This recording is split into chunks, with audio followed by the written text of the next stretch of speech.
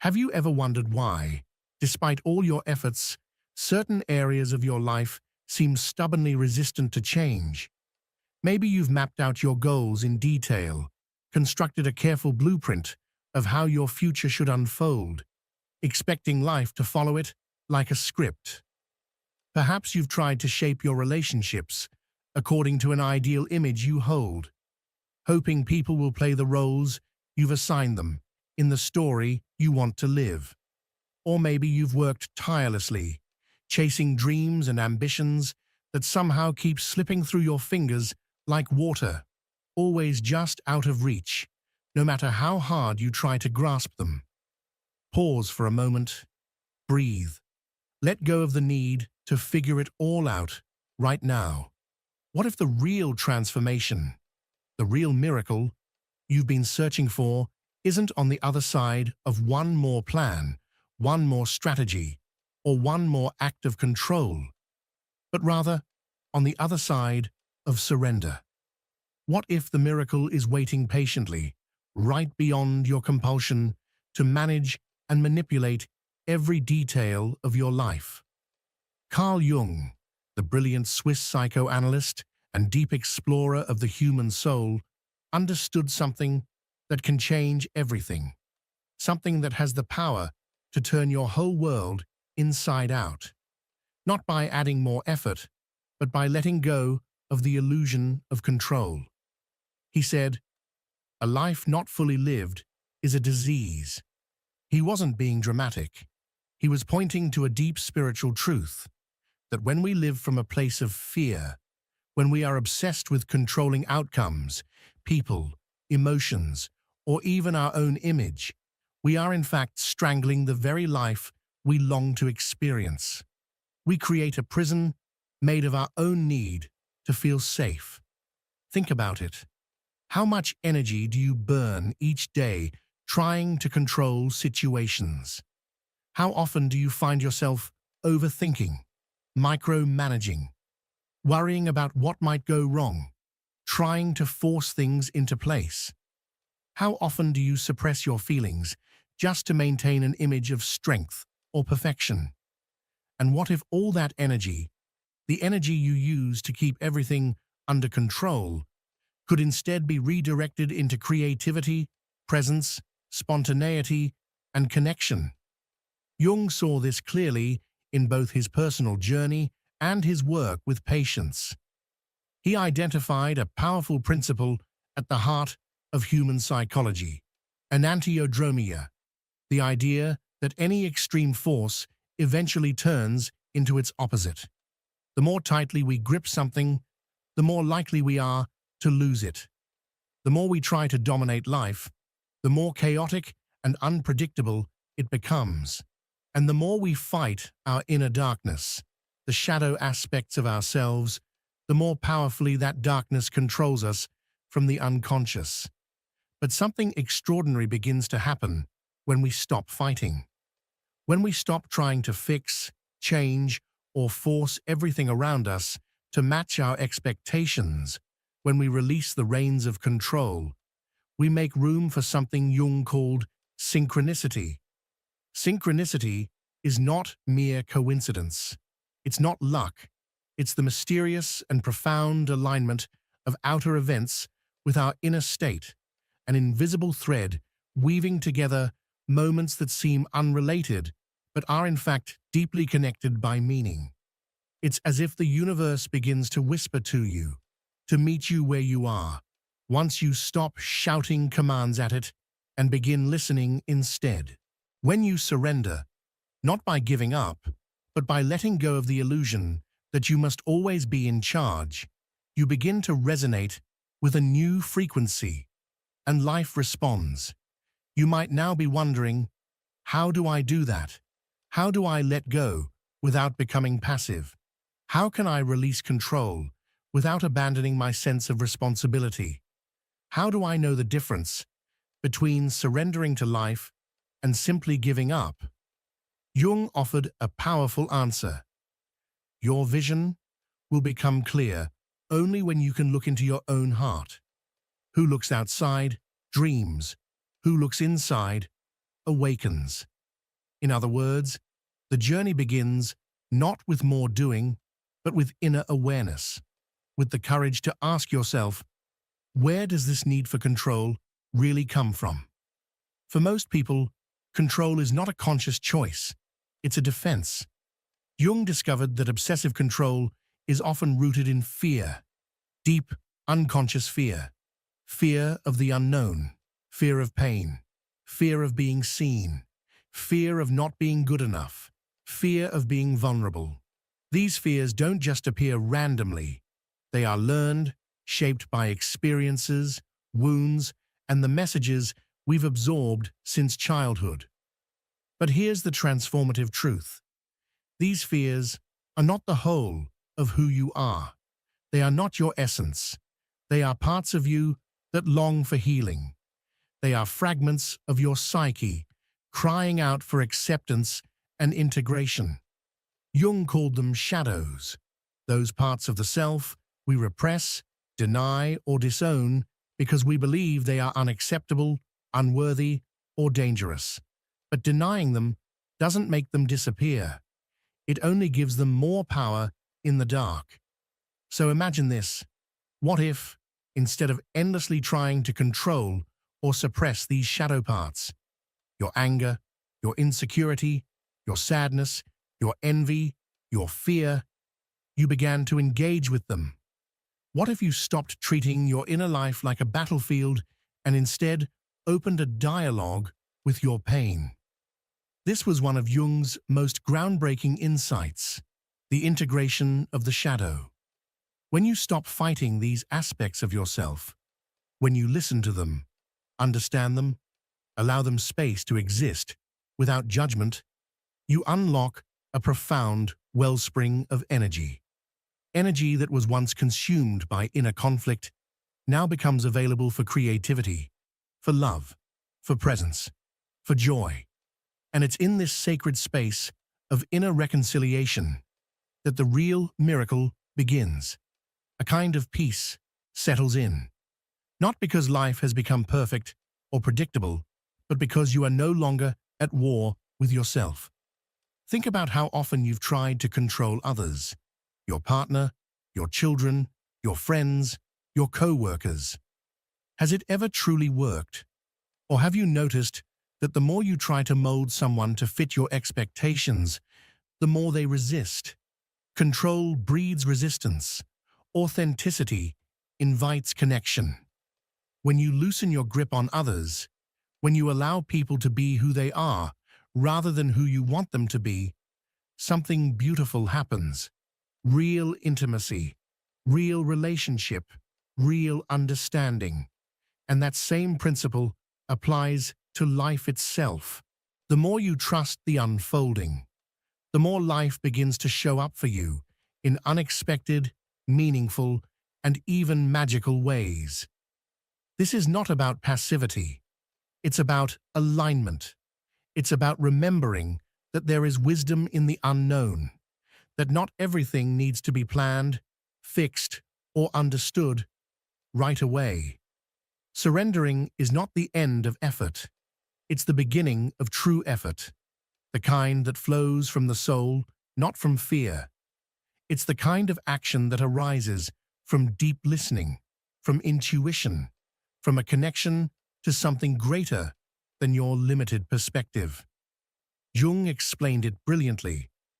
The meeting of two personalities is like the interaction between two chemical substances. If there is any reaction, both are transformed.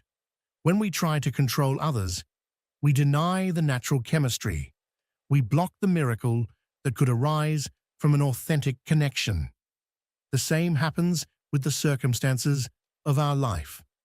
How many times have we fought desperately against a situation, only to later realize that what once seemed like an obstacle was actually a gateway to something far greater than anything we could have planned? Jung discovered this time and again. When we finally accept what is, when we stop resisting the present reality, a space opens up for something extraordinary to happen. Not because we give up on our dreams, but because we allow life to surprise us with possibilities we could never have imagined from our limited perspective. Now let me ask you something profound. What would happen if, just for a moment, you stopped trying to control the outcome of your life? If you let go of that heavy burden you've been carrying on your shoulders for maybe years? Control, as Jung found, is an illusion, a powerful and persistent illusion, but an illusion nonetheless. Life is far too complex, far too interconnected to be controlled by our conscious mind. True power isn't in controlling, but in flowing. It's not in resisting, but in adapting creatively.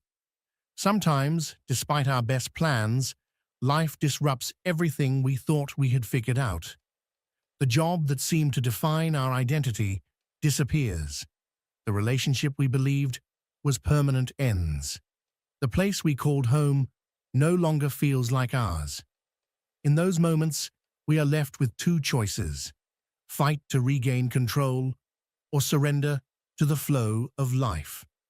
Choosing surrender doesn't always come from wisdom. Sometimes it comes from sheer exhaustion. We simply don't have the energy to keep resisting.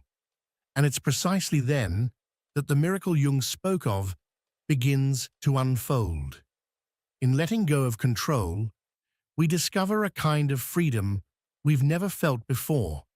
We begin to notice strange synchronicities, people showing up at exactly the right time, opportunities emerging from unlikely places, and most importantly, a reconnection with parts of ourselves long buried under the weight of our expectations.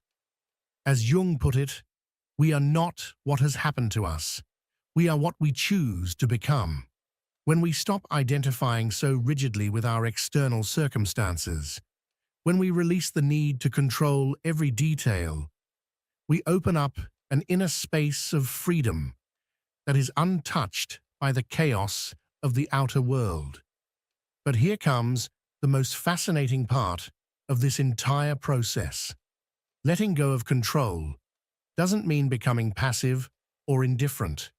On the contrary, Jung found that when we stop forcing life to fit our limited terms, we unlock a kind of action that is far more powerful and effective.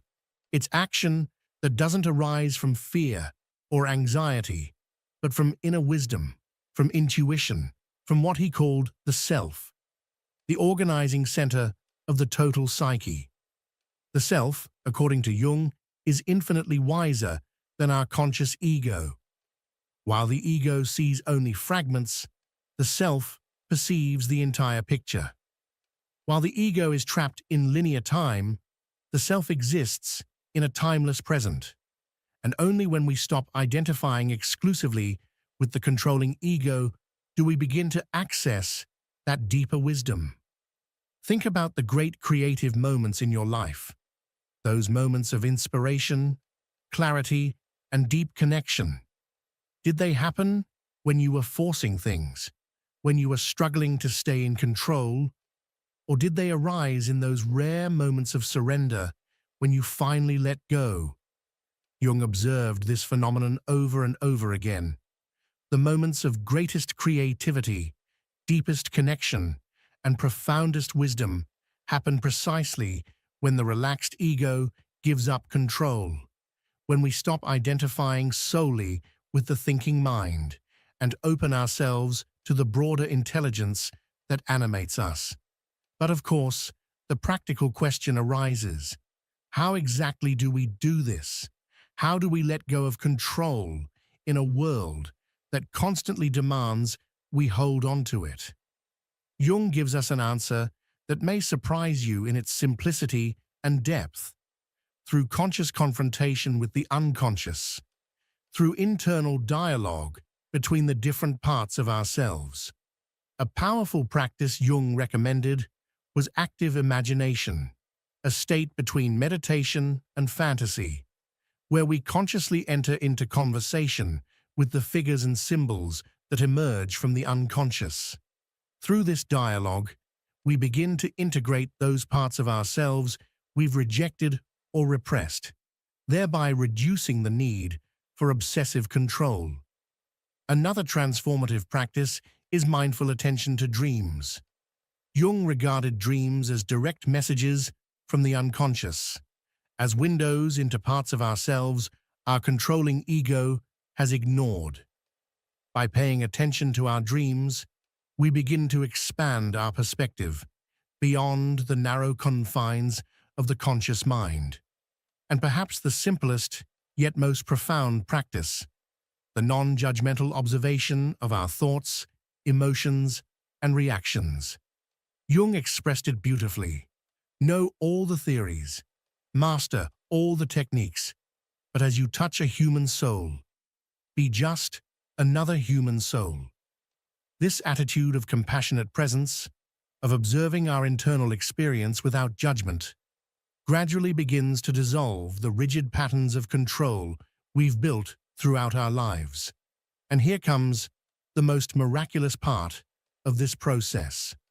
When we begin to release internal control over our thoughts, emotions, and reactions, we naturally begin to release external control as well. Our relationship with the world changes at its core. Jung witnessed this phenomenon again and again in his clinical work. When a person integrated previously rejected aspects of themselves, their external relationships would begin to shift as if by magic.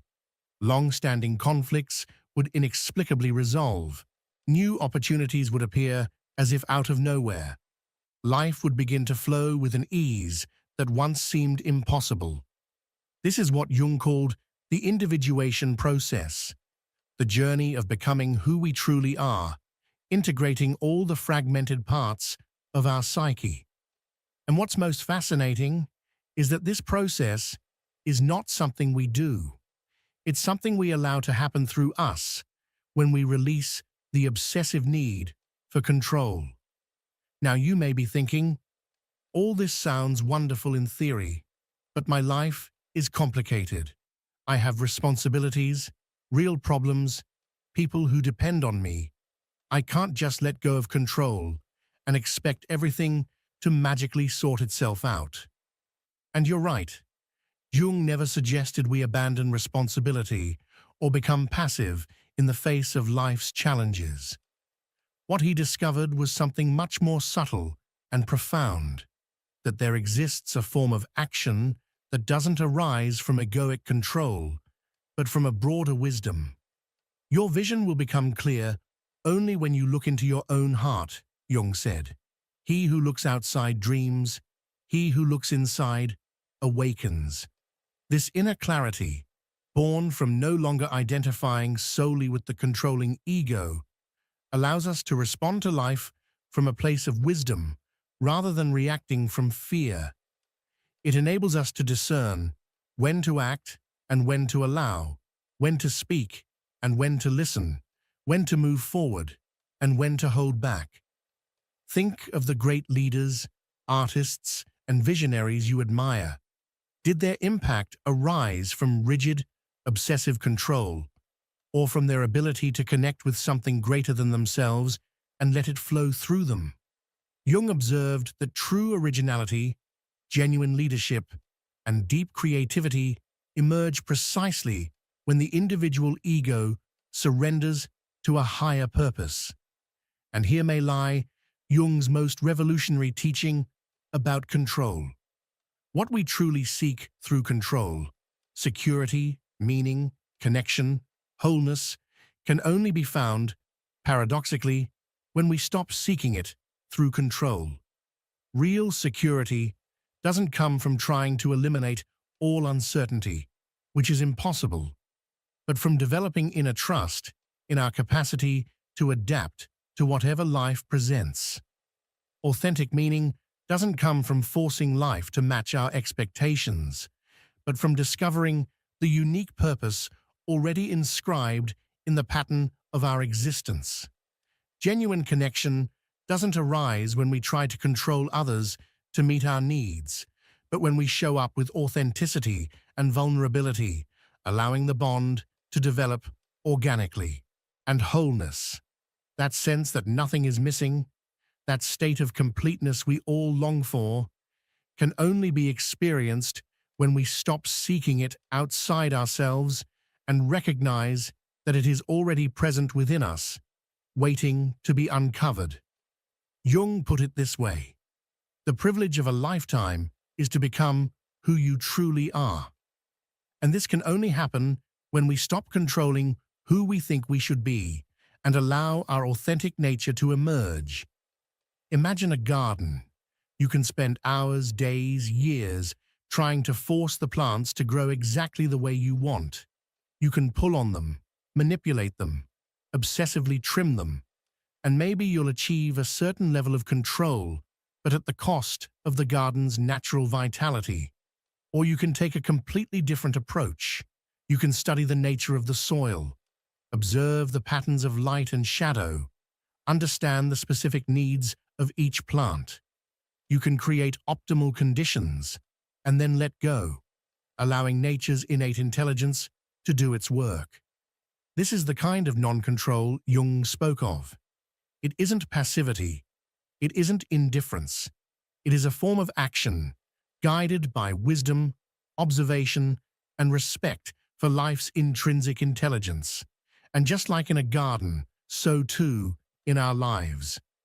When we create the right conditions, through self-observation, shadow integration, dialogue with the unconscious, and then release obsessive control, something miraculous begins to happen.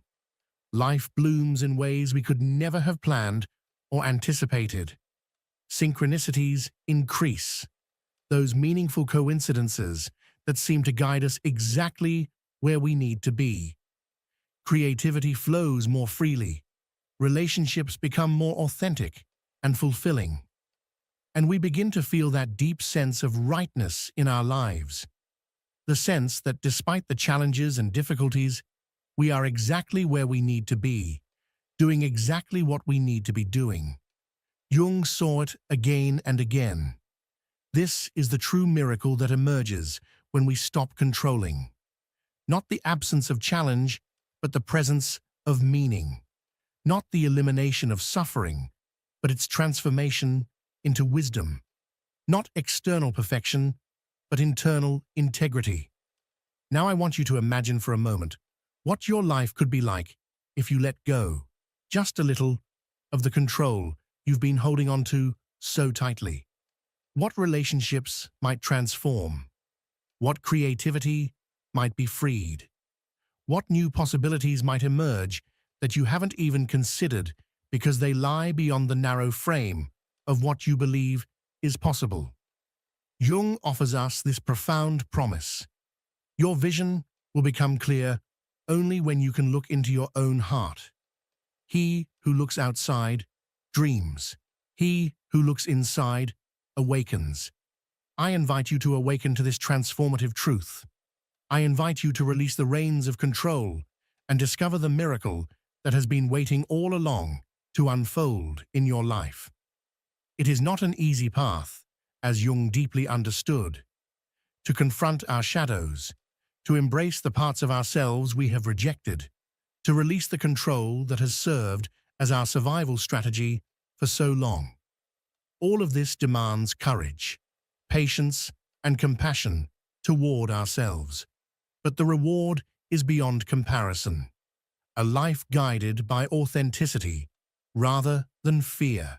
A life where decisions arise from inner wisdom rather than external expectations. A life in which, paradoxically, by surrendering control, we discover a much deeper form of power. The power to be fully ourselves. Jung captured it this way: I am not what has happened to me. I am what I choose to become. When we stop identifying with our external circumstances, with limiting narratives, with habitual patterns of control, we uncover an inner freedom that remains untouched by the ups and downs of life. This is the invitation I offer you today, to take the first step on this journey of releasing control and discovering the miracle that awaits on the other side. You don't have to do it all at once. As Jung recognized, deep transformation happens gradually, through small acts of bravery, through quiet moments of surrender. Perhaps you could start simply by observing, without judgment, your controlling patterns. Where in your life are you holding on the tightest? What fears lie beneath that need to control? What might happen if you let go, even just a little? Or maybe you could begin a dialogue with those parts of yourself that you've been trying to manage or silence. Jung encouraged writing letters to different aspects of our psyche, allowing them to speak freely, listening with curiosity rather than judgment. Another powerful practice is to pay attention to your dreams, those nocturnal messages from the unconscious that, according to Jung, contain the wisdom our controlling ego cannot access during the day. Keep a dream journal beside your bed and record any fragments you remember upon waking, without worrying at first about their meaning. And perhaps most importantly, practice the art of conscious surrender several times a day.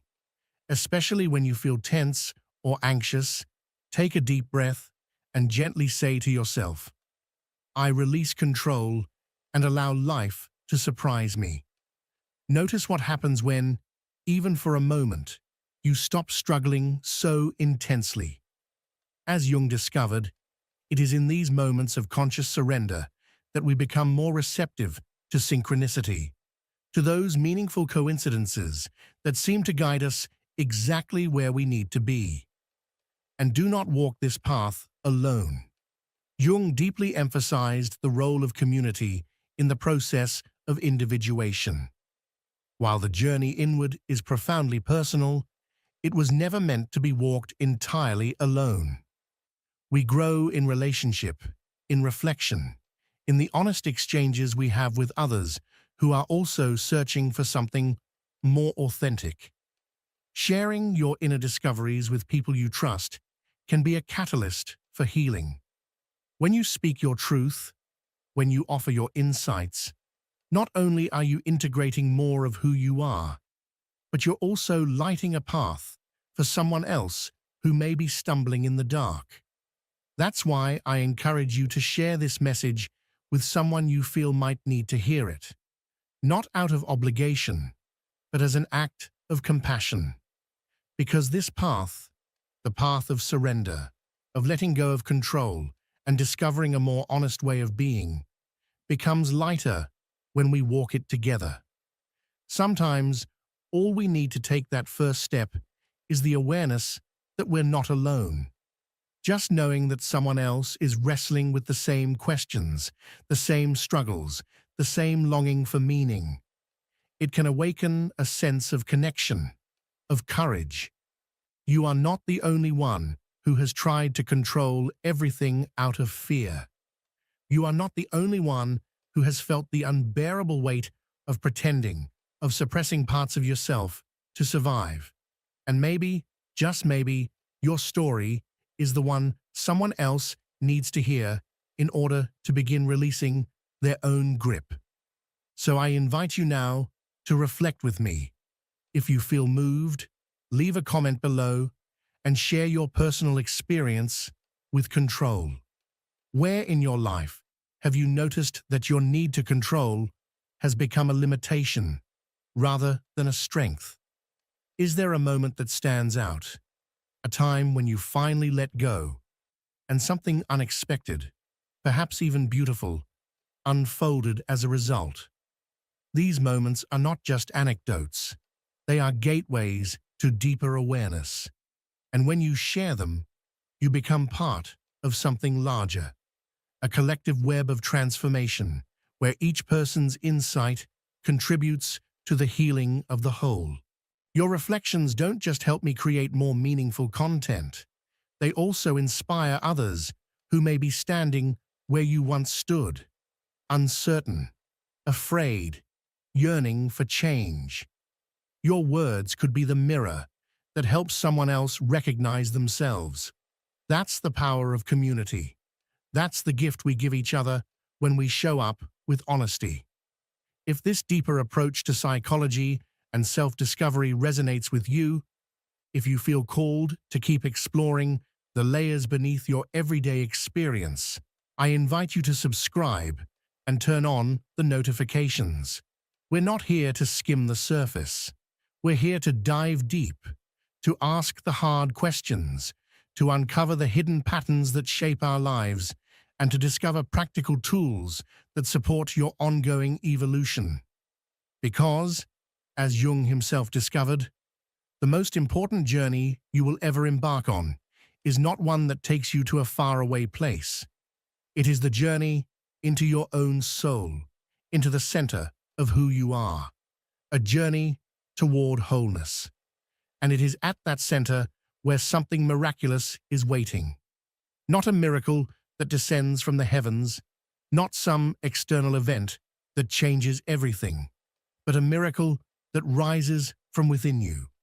A quiet, steady knowing that you are already enough, already complete, already equipped with the wisdom and strength you need. So thank you for being here. Thank you for your openness, your presence, your willingness to question, to feel, to grow. The fact that you are listening to these words right now is no small thing. It's a testament to your courage. It's evidence of your commitment to yourself. In a world that constantly pulls us outward, toward distraction, toward noise, toward superficial validation, you have chosen to turn inward. And that, in itself, is an act of profound resistance and love. There's a quote from Jung that has carried me through some of my darkest moments. It says, "Your vision will become clear only when you look into your own heart. Who looks outside dreams. Who looks inside awakens." This is not just poetry. It is a call to action, to wake up, to stop chasing illusions and finally meet the truth of who you are. Flawed, magnificent, mysterious, powerful. Awaken to the miracle that is already present within you. It's not waiting on the horizon. It's not in the next job, the next relationship, the next achievement. It's here. It's now. And it reveals itself not when you tighten your grip, but when you soften, when you release control, and allow life to move through you, with all its unpredictable beauty, with all its unexpected grace. And before we close, I'd like to ask you one simple thing, something small that can create a ripple effect. If this video has offered you insight, if it's touched something inside you, please consider giving it a like, leaving a comment, and sharing it with someone who might be on the edge of their own transformation. You never know what one moment of resonance can spark in another person's life. Together, we can build a community, not of perfection, but of presence. A space where people committed to growth and truth can gather, share, and evolve together. A space where the elevation of individual consciousness becomes the rising tide that lifts all of us. I'll see you in the next video. Until then, keep walking your path. Keep listening to that quiet voice inside. And above all, remember this: the true miracle begins the moment you stop trying to control and start allowing the truth of who you are to rise, fully, unapologetically, and without fear. Imagine for a moment that you're standing in front of a mirror in the middle of the night. The room is dimly lit, illuminated only by a flickering candle. You stare at your reflection, but something feels wrong. The eyes staring back at you aren't entirely your own. There's something ancient behind them, something you've ignored for years, a part of yourself you've left starving while feeding everyone else.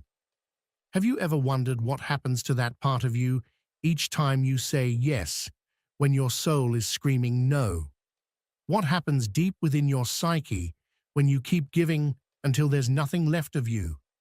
Stay with me until the end of this journey, because I'm about to reveal a truth I discovered in the deepest layers of the human mind. A truth that not only transformed my own life, but also reshaped our understanding of human suffering and the path toward wholeness. My name is Carl Gustav Jung, and for over half a century, I explored the labyrinths of the unconscious. I worked with thousands of patients, analyzed countless dreams, and immersed myself in the mythologies of ancient civilizations. Yet, the most profound lesson I ever learned did not come from books or laboratories. It came from pain, my own, and the pain of those who arrived at my office completely depleted, empty, having given so much of themselves that they became shadows of who they once were. I remember a woman vividly. Let's call her Anna. She came to see me sometime in the 1920s. Anna was a devoted wife, a loving mother, an obedient daughter. Her entire life revolved around the needs of others. She woke up before dawn to prepare breakfast, spent her days attending to her husband and children, visited her aging parents every afternoon, and fell asleep exhausted every night, without a single moment left for herself. When she entered my office, her eyes were dim, lifeless. She said something I never forgot. "Dr. Jung, I feel like a dry well. For years, everyone has drawn water from me, and I let them, always with a smile. But now, when I look inside, there's nothing left. I don't even know who I am without them." This is the critical moment in every human life. The moment when exhaustion becomes so deep, you can no longer ignore it. It's not just physical fatigue. It's something far more devastating. It's soul exhaustion. The moment your psyche cries out that you've betrayed something essential within yourself. And believe me, the psyche always collects its debt. Always. Before we go further, I want you to know something. At the end of this story, I will share with you a specific practice, a technique I developed over years of clinical work that can help you reconnect with that forgotten part of yourself. It's a powerful tool for transformation. But for it to truly work, you must first walk with me through the depths. You must understand how you reached this point of emptiness and what psychological forces brought you here. You see, through my work, I discovered that we all wear masks. I called this mask the persona. It is the face we present to the world, the role we play to be accepted, loved, and respected. The devoted mother, the tireless worker, the always available friend, the accommodating partner. These masks aren't bad. They are necessary for us to function in society. The problem begins when the mask sticks so tightly to your face that you forget there's a face underneath. When the persona devours your true self. Anna had completely lost touch with her real self. During our sessions, I would ask her what she liked to do, what made her feel alive, and she would fall silent. Not because she didn't have answers, but because she had forgotten how to listen to her own inner voice. For decades, she had lived solely through the needs and desires of others. Her persona had consumed everything.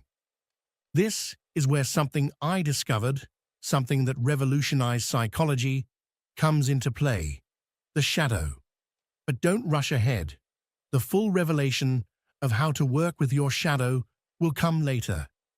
For now, let me explain what it is. The shadow is everything you've rejected within yourself, everything you've labeled as unacceptable, selfish, wrong, or inappropriate.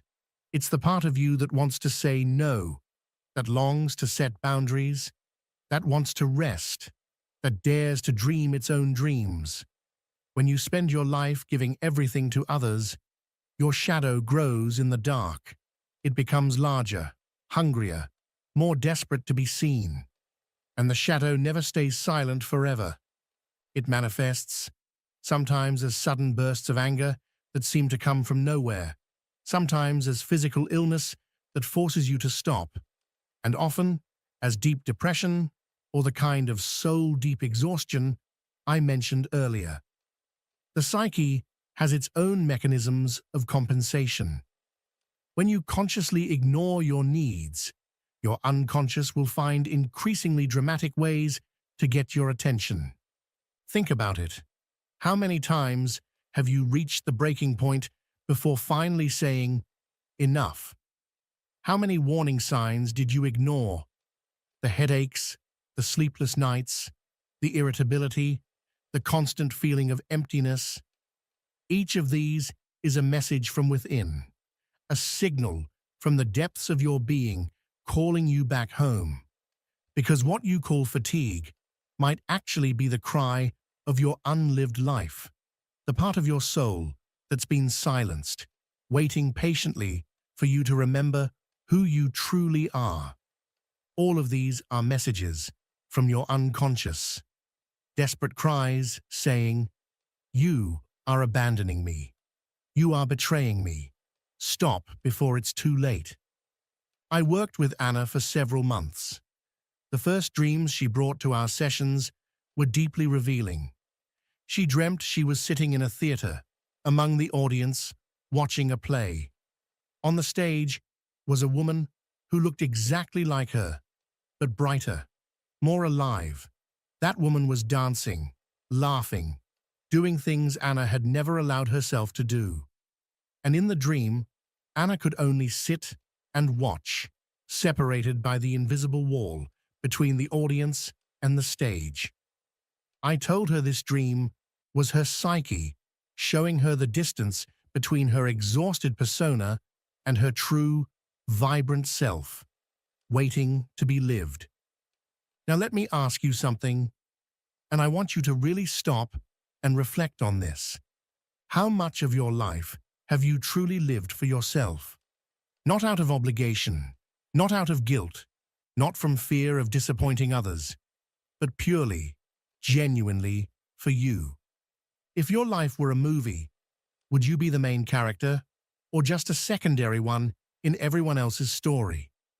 That question hurts, I know, because many of us were trained from childhood to believe that loving ourselves is selfish, that putting our needs first is cruel, especially if you're a woman or if you were raised within certain cultures or religions. You were taught that the highest virtue is self-sacrifice, constant, endless self-denial. But here's the paradox I discovered through my work. You cannot give what you do not have. You cannot truly love others if there is no love within you. You cannot nourish from an empty well. Love born out of exhaustion is not love.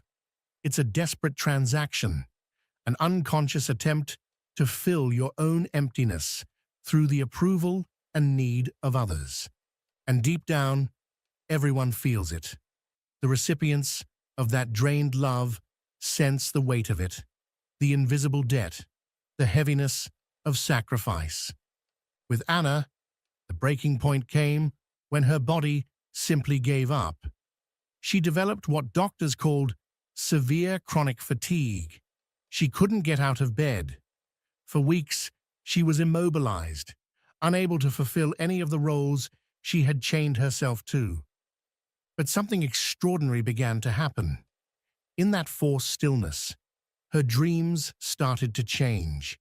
She dreamt of wild gardens, of free animals, of versions of herself running barefoot through open fields.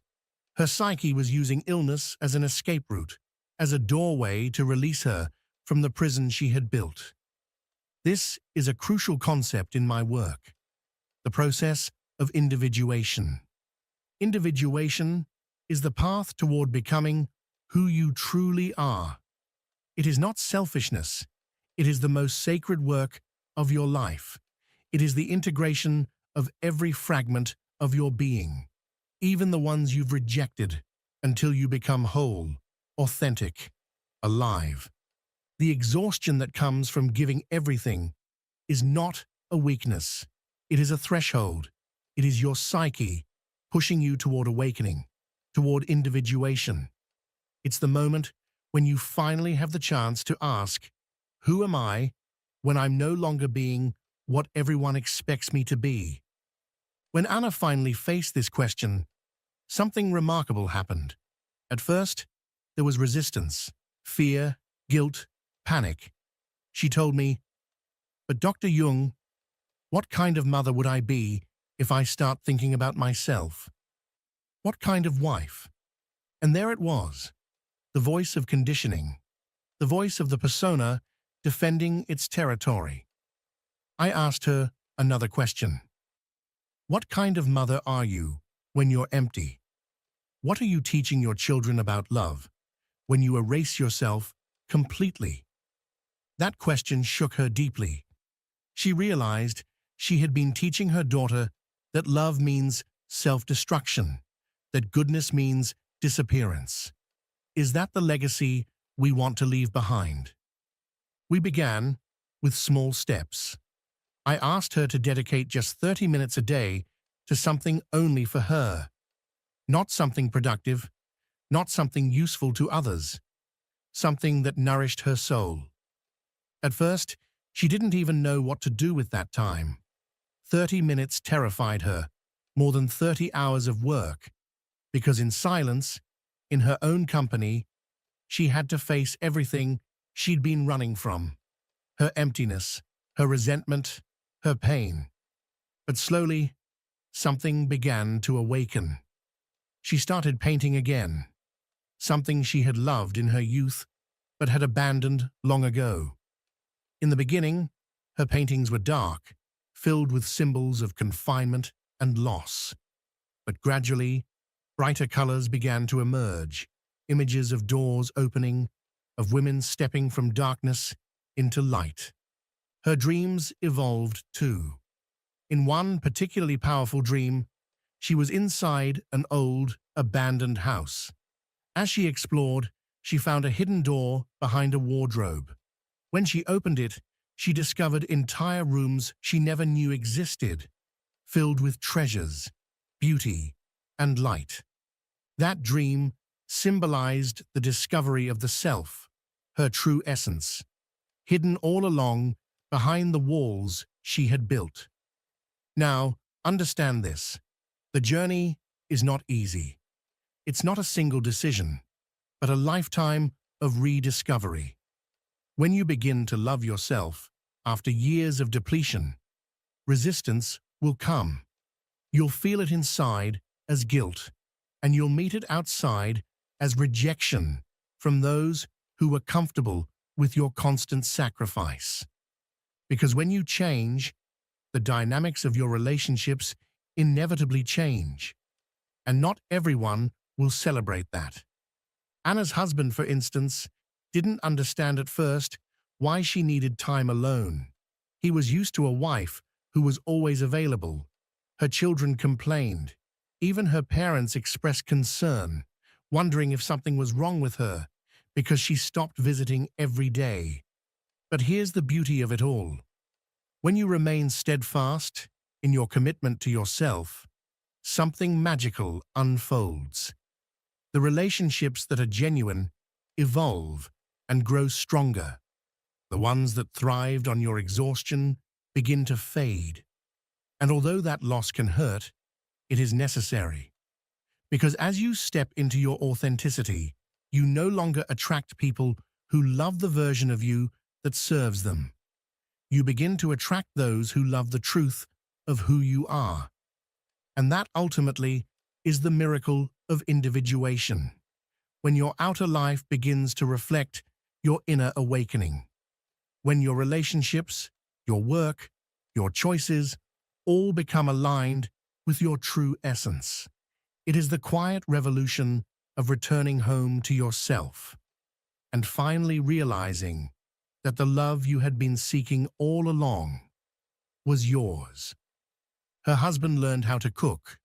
Her children learned to be more independent.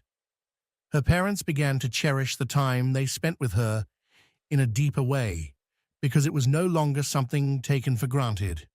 And here lies one of the most beautiful paradoxes in the process of individuation. When you stop giving everything away, when you learn to love and take care of yourself, your capacity to love others deepens in the most genuine way. It's no longer a love born from duty or codependence.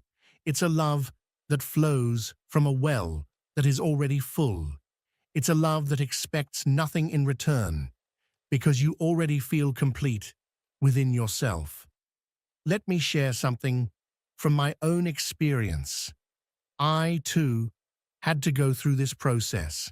For years, I lost myself in my work, in my research, in the endless needs of my patients.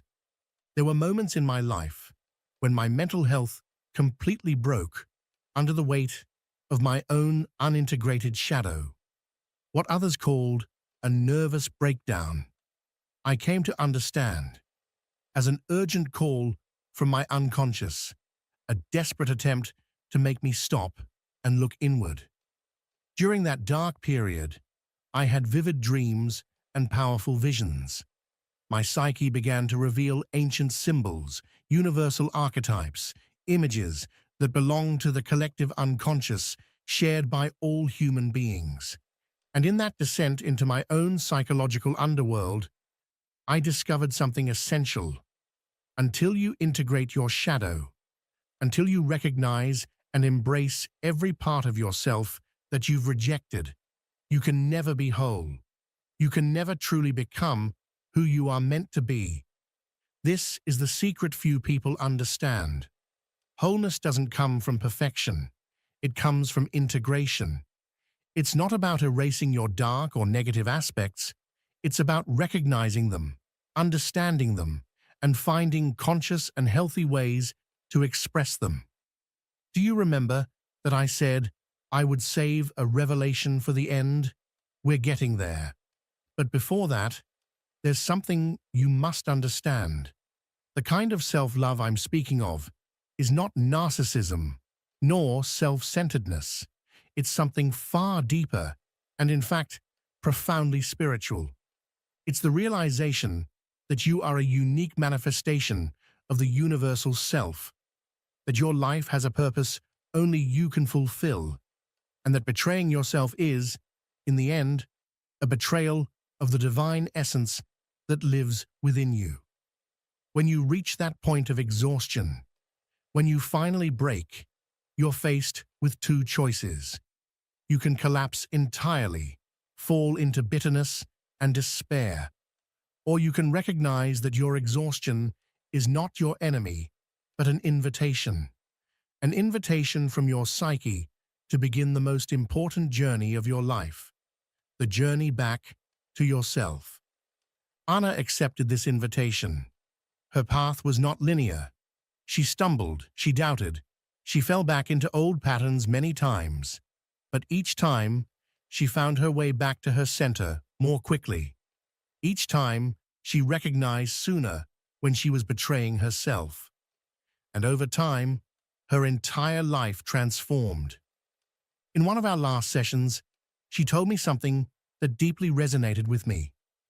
Dr. Jung, now I understand that all the time I spent caring for others while neglecting myself wasn't love. It was fear. Fear of not being enough. Fear of not being loved. Fear of being alone. But now that I've learned to love myself, now that I've committed to myself, I've realized I was never truly alone. When you commit to the process of individuation, you discover that the person you've been seeking in others, the one you believed could fill your emptiness, has always been you. Now, as I promised, let me share with you a transformative practice that I've developed for my patients. I call it the dialogue with the shadow.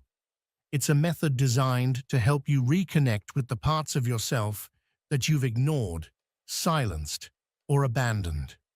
Find a quiet place where you can be alone for at least 30 minutes. Bring paper and a pen. Close your eyes and take a few deep breaths. Now imagine that in front of you sits another version of yourself. But this version is not the one you show to the world.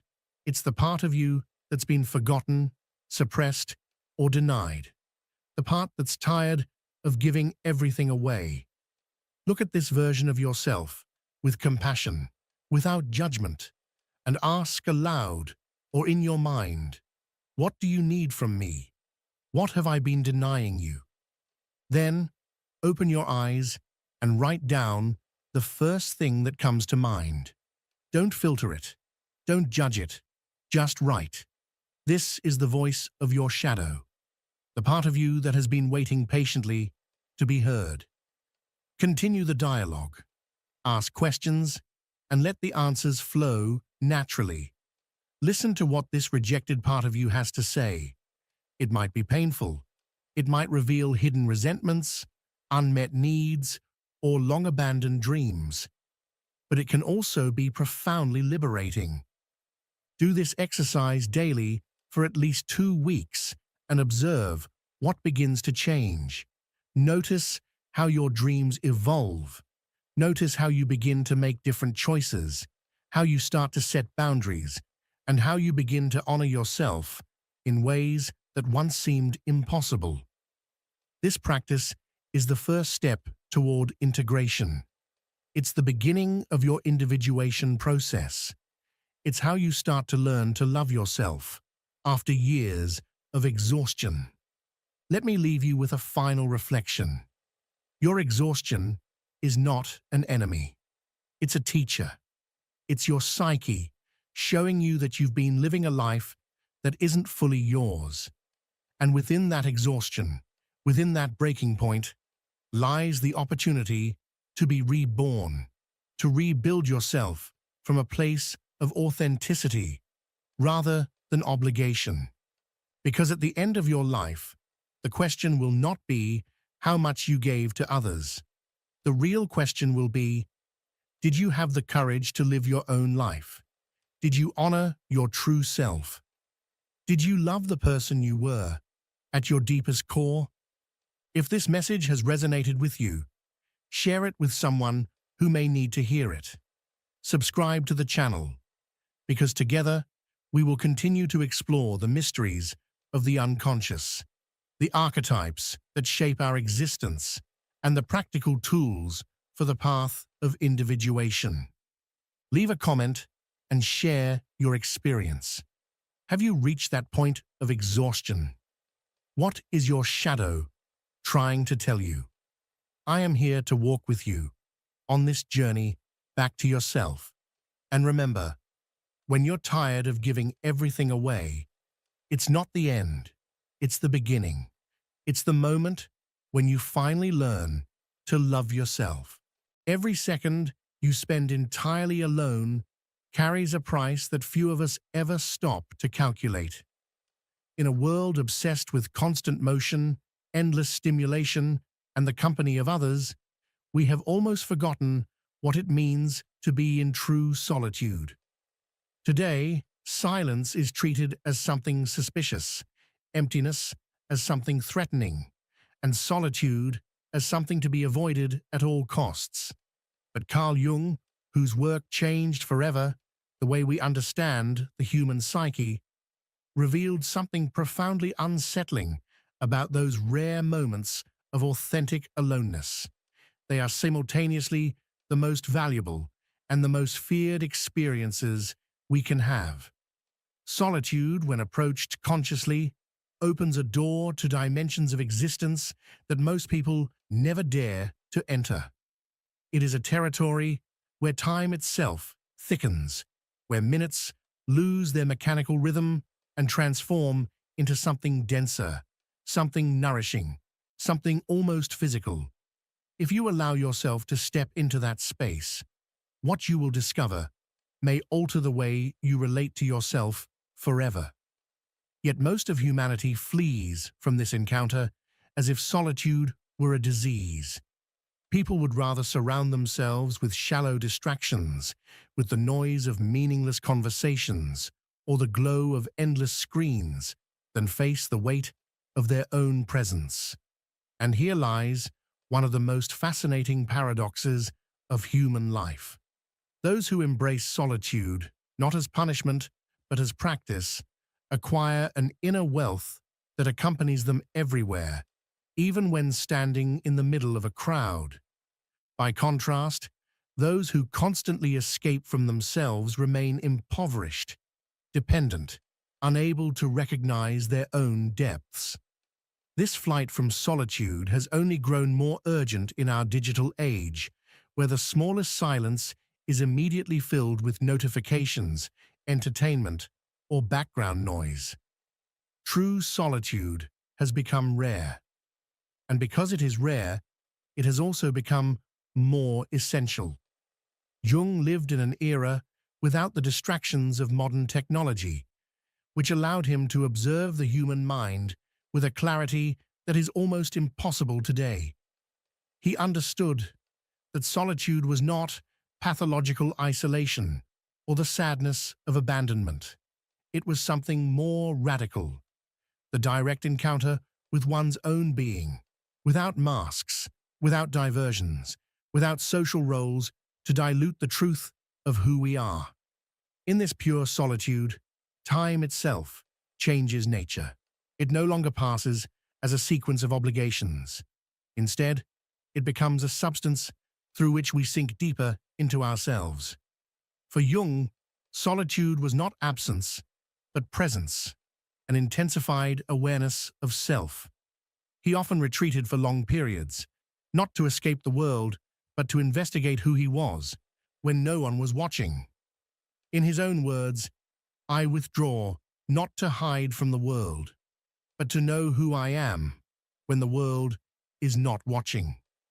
Solitude became for him a laboratory of self-knowledge.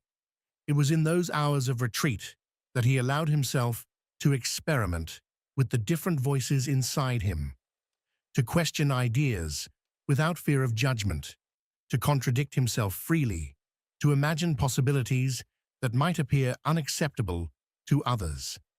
This freedom to explore without censorship was only possible because he was truly alone. There is a crucial distinction here.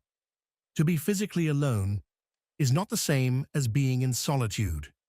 You can be isolated in your room, yet still be haunted by inner dialogues, replaying past conversations, worrying about the future, scrolling through other people's lives in your mind.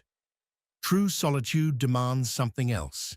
It requires the courage to stop running from yourself, to allow silence to unfold, to sit face to face with your own breath, your own thoughts, your own unfiltered being. And that is why so few people can bear it. Ask yourself honestly, how much time do you truly spend with yourself, without background music, without a phone in your hand, without work tasks, without another person's presence to distract you? For most, the answer is almost none. The moment silence enters, anxiety follows. After just a few minutes, the discomfort becomes unbearable, and people rush back to distraction. Jung understood that this discomfort is not a sign of failure, but the doorway to deeper understanding. Passing through that initial unease is the only way to uncover the truth of who you are beneath the noise. The economy of time changes completely in solitude. In the presence of others, time is currency, spent on maintaining appearances, fulfilling roles, impressing, or avoiding conflict. Every minute has a function in the theater of relationships, but in authentic solitude, that theater collapses. Time no longer belongs to performance. It becomes available for contemplation, for reflection, for creativity. It is in these spaces that the mind produces its most original insights, not because it is trying to appear clever, but because it is finally free to be honest with itself. This honesty, however, has a cost. Solitude forces you to confront what you usually avoid: your contradictions, your hidden fears, the unanswered questions you bury under daily busyness. And this is precisely why most prefer shallow company over silence. Mediocre distraction feels safer than radical self-awareness. Yet Jung discovered that those who embrace solitude paradoxically become more capable of intimacy, more authentic in their presence, more alive in their relationships with others. By grounding themselves in their own being, they are freed from the desperate need to seek validation outside. This is one of the most surprising revelations about solitude. Logic suggests that spending long periods alone would make someone antisocial, awkward, or emotionally distant. But reality shows the opposite. Those who learn to inhabit their own company with curiosity and courage often become the most interesting, most genuine companions for others. Their relationships are no longer burdened with hidden demands, with the silent expectation that another person must complete them. Instead, they approach others from fullness, not from lack. Anthropological studies confirm this across cultures. Societies that cultivate conscious solitude tend to produce individuals who are more emotionally stable and capable of deeper intimacy. It is no coincidence that nearly every spiritual tradition, whether Eastern or Western, includes periods of solitary retreat as essential for human development. When you do not depend on others to feel whole, your relationships are freed from neediness. You do not project your emptiness onto others, demanding that they fill what only you can address within yourself. Jung expressed this truth with great clarity when he said, "The greatest thing in the world is to know how to belong to yourself. This belonging is not automatic. It emerges only when you dare to face yourself without distraction. It is born in those quiet moments when there is nothing to soften the impact of reality but your own presence." The difference between a person who fears solitude and one who chooses it is immense. The first lives enslaved to external approval, always seeking company to avoid themselves. The second has discovered an inner source of meaning that enriches both solitude and connection. This is not emotional coldness, nor detachment from life. On the contrary, it is the condition that allows for the fullest participation in life. When you are no longer searching outside yourself for completion, you can be fully present in each moment, giving freely because you are not secretly taking. Jung's insight overturns a cultural myth, the idea that only social or productive time has value. In truth, the time you spend in solitude is not wasted. It is the foundation of a fulfilled existence. In those moments, you develop what could be called intimate intelligence, the ability to observe your own psyche without judgment, to see patterns in your emotions and behaviors, to recognize what truly belongs to you and what has been borrowed from the expectations of others. This intimate intelligence becomes the compass for authentic living. It allows you to make decisions that arise from your own center, not from the pressure of norms or the weight of appearances. It helps you distinguish between what truly nourishes you and what merely distracts you. It teaches you to recognize the difference between genuine desire and borrowed preference. And perhaps most importantly, it allows you to see when you are acting from truth and when you are simply playing a role. This clarity does not develop in the noise of company. It develops only in the silence of authentic solitude. Reflect, then, on your own relationship with solitude. When was the last time you spent meaningful time with yourself, without interruptions, without any device, without anyone else's presence shaping your attention? How did it feel? If it was uncomfortable, perhaps that discomfort was not a failure, but an invitation, a signal that beneath the noise lies a deeper layer of your being waiting to be discovered. Jung's wisdom about solitude is not abstract philosophy.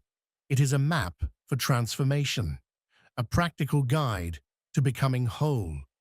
Because in the end, to learn to be with yourself is to discover the one companion who will never abandon you, your own soul. Developing a conscious and deliberate relationship with your own solitude is not something that happens overnight. It requires practice, discipline, and above all, a willingness to face yourself without masks, distractions, or the constant noise of the outside world. Yet, when you truly engage with solitude in this way, the transformation is profound. It reshapes how you perceive yourself, how you relate to others, and how you move through life. The first step is learning to distinguish between two very different states: reactive isolation and conscious solitude. Reactive isolation is what happens when you withdraw because you are overwhelmed, tired, or hurt. It comes from a desire to escape, from the exhaustion that accumulates when external demands feel like too much, or from the wounds that require time to heal.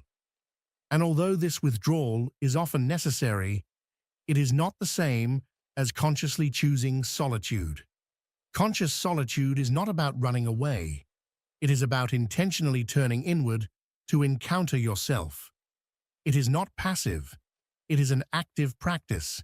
To live in conscious solitude, you must create spaces where you meet yourself without agenda, without pressure, without the need to justify or explain anything. This does not necessarily mean sitting in meditation, though meditation can certainly be one of the doors. It can be as simple as setting aside a consistent moment each day to be fully with yourself. What matters is that it is intentional, that you are not simply killing time, but allowing your own experience to unfold. Carl Jung emphasized that every human being requires an inner sanctuary, a sacred retreat where they can step back from the world and exist without being defined by a role, a task, or an expectation. In those moments, the challenge is resisting the impulse to fill silence with endless activity. You must let whatever needs to arise come forward, even if it feels uncomfortable. Sometimes it will be boredom, other times anxiety, and at other times an emptiness that unsettles you. But Jung understood that these states are not enemies to be feared. They are signals, messengers of the deeper dimensions of your being. Boredom, for example, is often misunderstood. We are taught to escape it at all costs, to always remain busy. But within solitude, boredom is not an enemy. It is a threshold. If you can remain present with it, boredom transforms into creativity, into deeper self-knowledge, into new ways of seeing your life. Jung realized that the most meaningful insights about the self often arrive in those empty, restless spaces where nothing seems to happen. Rather than rejecting these states, he learned to welcome them with patience and curiosity. With time, those very moments become fertile ground for nourishment and renewal, though they are difficult to describe to anyone who has not truly lived them. This is how you begin to cultivate what Jung called a friendship with yourself. It is not a superficial form of self-indulgence. It is a relationship rooted in honesty, curiosity, and compassion toward your own inner life. When you can dwell in solitude without fear, something fundamental shifts. Your presence in the world becomes more grounded, less reactive, less dependent on external approval. You stop needing to fill silences with meaningless words. In conversations, you can be fully present because you are no longer anxiously monitoring how you are being perceived. This change does not just remain within you. It radiates into every aspect of your life. When you know who you are in solitude, your decisions become clearer and more authentic. Even the most difficult choices lose their weight because you are no longer seeking answers outside of yourself. You recognize what nourishes you and what drains you. You can see the difference between living from your true center and simply playing roles imposed by others. And your relationships inevitably transform as well. When you no longer depend on someone else to fill an inner void, you can relate to them from abundance rather than from lack. You can offer genuine presence because you are not secretly trying to take something in return. Jung often reminded us that freedom is not found in doing whatever you wish, but in aligning yourself with what you can truly and authentically do. That kind of freedom is only possible when you know yourself deeply, and this kind of knowledge can only arise in solitude. Ask yourself honestly, when you make important decisions, are they born from inner clarity or from the pressure to satisfy the expectations of others? To live authentically, you must confront that question again and again. And yet there is a deeper dimension that Jung pointed toward. Solitude is not just personal. It has a collective resonance. Every individual who learns to inhabit their solitude authentically becomes a silent teacher to others. Without saying a word, your presence shows people that it is possible to live without constant reactivity, without endless need for validation. By embodying authenticity, you create a space where others too feel permission to be themselves. This may be one of the greatest contributions any person can make, to exist in such a way that you do not require anyone else to change in order for you to feel whole. When you develop a solid inner source of meaning and fulfillment, you engage with the world differently. You no longer cling to others to provide what you lack. Instead, you meet them with curiosity and openness. Jung understood that solitude is not about escaping life, but about preparing to live it more fully. When you know who you are, when no one is watching, when you have forged your values through honest self-confrontation, then you can participate in social life from choice rather than compulsion. The time you spend in solitude is not wasted. It is the most valuable investment you can make. It is the cultivation of the one relationship that will accompany you from the beginning of your existence until the very end, the relationship with yourself. In this relationship, you learn to listen, to attend, to be present with your inner world, and this becomes the foundation for every other relationship in your life. So what is the worth of your solitude? Its value lies in the transformation it brings. It is worth as much as knowing yourself directly, without intermediaries. It is worth as much as developing your own criteria, your own tastes, a stability that no external condition can shake. It is worth as much as becoming someone capable of offering genuine presence to others, because you no longer approach them from need, but from wholeness. It is worth as much as choosing to live from your authentic center rather than from borrowed expectations. And here is the paradox Jung revealed. The more you learn to be genuinely alone, the less lonely you feel. You create such a rich, authentic inner companionship that it remains with you even in the midst of crowds. And when you choose to be with others, you do so from abundance, not from emptiness. Time in solitude is not separation from the world.